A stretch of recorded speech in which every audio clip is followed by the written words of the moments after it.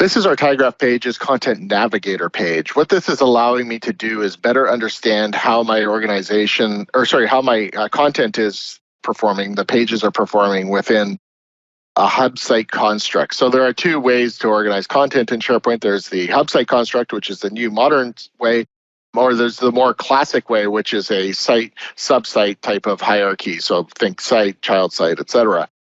We provide the facilities to take a look at it in both ways. But the most common way, because most people are using the more modern SharePoint experience, is this one.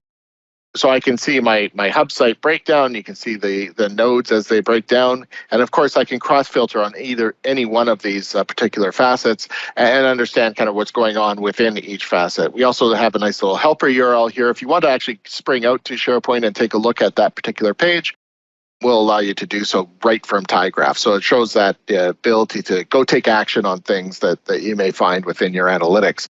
I can also flip this off and go back to more of that classic view. Again, this has reorchestrated the visualization to be able to look at it in the site hierarchy perspective as opposed to the more modern hub site perspective. So again, for an organization to really understand kind of the makeup of their intranet and how to quickly be able to navigate through it from a node perspective, this is really a rich visualization for those people working in that context.